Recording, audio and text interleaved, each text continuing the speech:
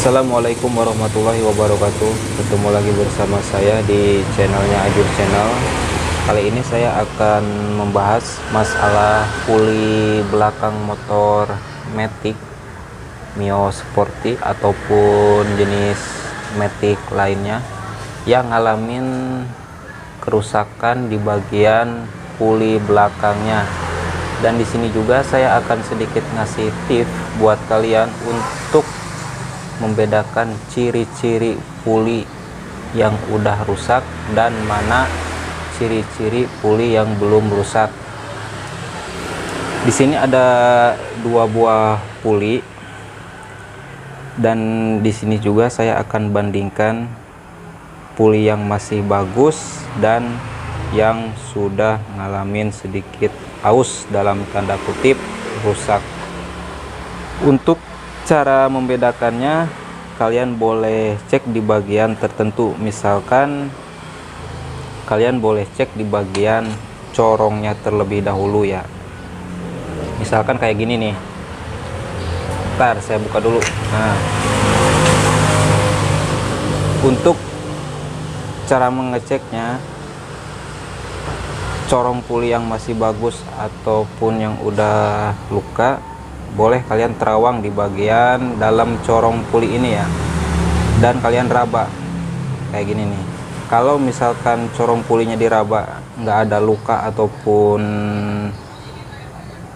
baret di bagian corong dalam pulinya, itu tandanya corong puli kalian masih bagus. Dan ada juga misalkan di bagian dalamnya udah baret terus sampai bolong, itu tandanya corong puli kalian sudah ngalamin kerusakan di bagian corongnya.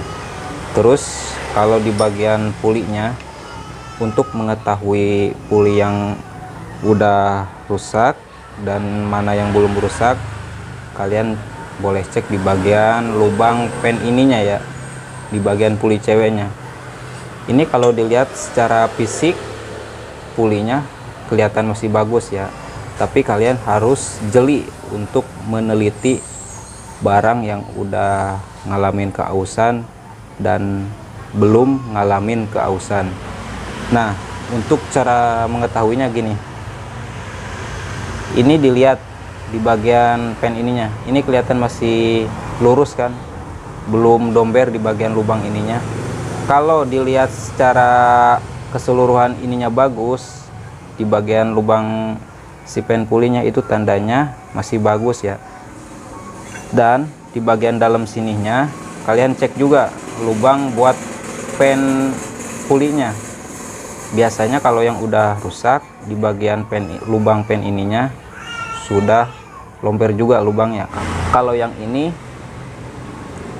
masih bagus ya, belum ada kelomberan di bagian lubang si puli cowoknya.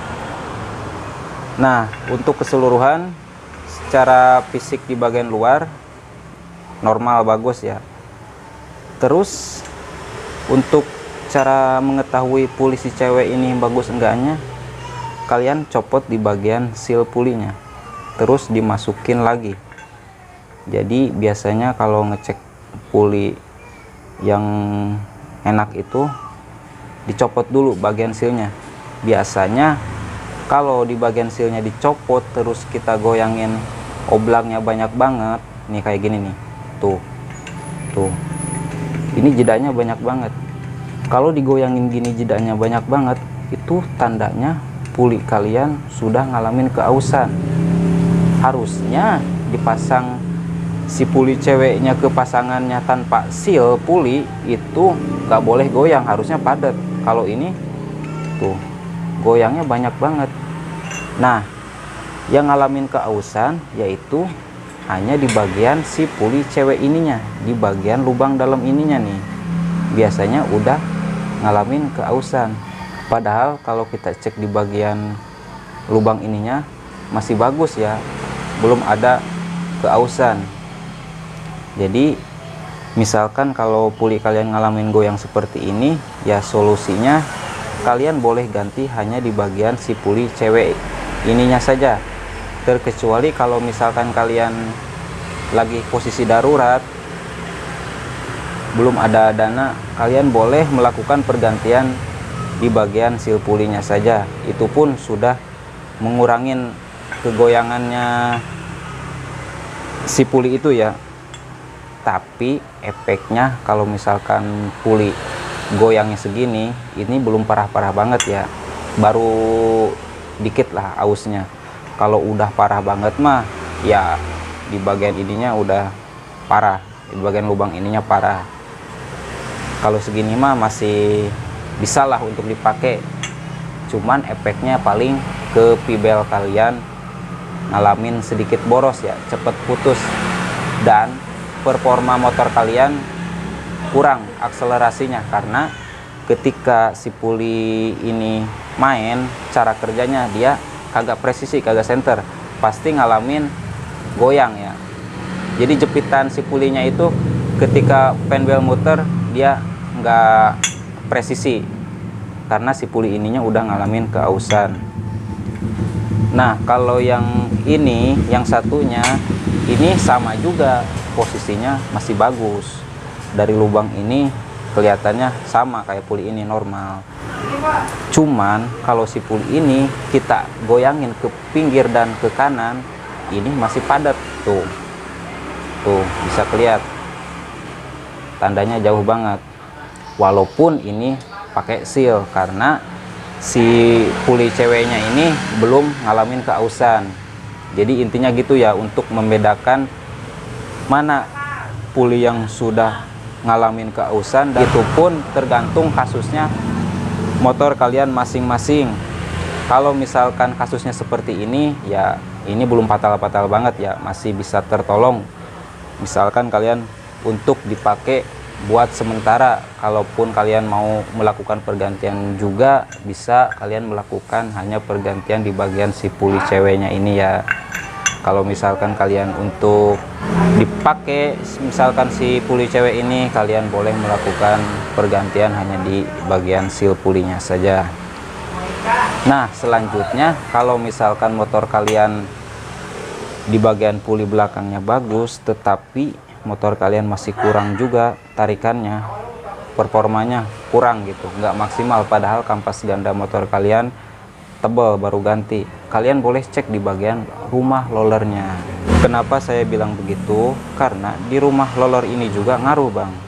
Nih kalau si rumah roller ini udah ngalamin keausan di bagian lubang ininya, maka dia sama jatuhnya kayak puli belakang udah aus, ngoblak juga. Kalau untuk membedakan ciri-ciri mana rumah roller yang masih bagus dan mana rumah roller yang udah gak bagus, kayak gini nih. Si bos ini dimasukin ke lubang rumah roller, terus digoyangin kayak gini nih. Nih kalau yang ini masih padat ya. Kalau misalkan yang udah rusak, ngalamin keausan di bagian lubang rumah rollernya ini, pasti ngoblak. Ada juga sampai si bos rumah roller ininya, dudukan si bos rumah roller ininya yang sampai jebol ada juga. Itu mah udah fatal-fatal banget ya. Karena kalau si rumah roller ini sampai jebol, ngoblaknya parah banget, jatuhnya sama. Cara kerja si rumah roller ini nggak presisi juga, pasti ngalamin begini nih, oblek-oblek begini, oblek-oblek begini, karena di bagian si bos ininya kagak diam ketika mesin berputar kayak gitu ya. Dan ada juga di bagian sininya ngalamin keausan. Itu mah kalau di bagian sininya ngalamin keausan, biasanya dari silidernya ngalamin pecah. Jadi ketika si silider ini pecah, maka si tatakan buat tahanan silidernya itu, si besinya itu, maka langsung nyentuh tanpa ada tahanan silider ya. Kalau misalkan di bagian sininya udah ngalamin keausan juga, biasanya rumah roller motor kalian udah ngalamin hancur banget. Ketika si roller udah sampai hancur banget, maka si besi yang ada di roller itu dia akan goyang ke pinggir dan ke kanan. Kalau misalkan kalian terawat di bagian rollernya, nggak pernah sampai hancur, pasti rumah roller kalian akan aman. Makanya untuk perawatan di bagian CVT, kalian boleh melakukannya sekitaran dari servis ke servis itu jaraknya itu 2 bulan sekali, paling lambat 3 bulan ya. kayak gitu ya Bang, untuk perawatan di bagian CVT. Cepatnya 2 bulan, paling lambat 3 bulan ya, kayak gitu ya. Gak boleh lebih dari 3 bulan, karena kalau misalkan lebih dari 3 bulan ya CVT kalian nanti gak bakalan terawat, jatuhnya pas dibukanya itu kaget gitu, kita ngejajaninnya kaget.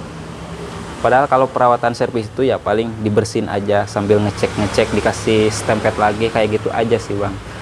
Jadi mungkin sampai di sini bisa dimengerti ya penjelasan dari saya.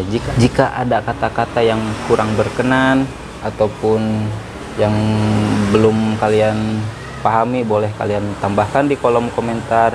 Dan jika kalian suka dengan video-video dari saya, silahkan like, komen, dan jangan lupa di subscribe ya. Saya Ajus Channel undur diri. Assalamualaikum warahmatullahi wabarakatuh.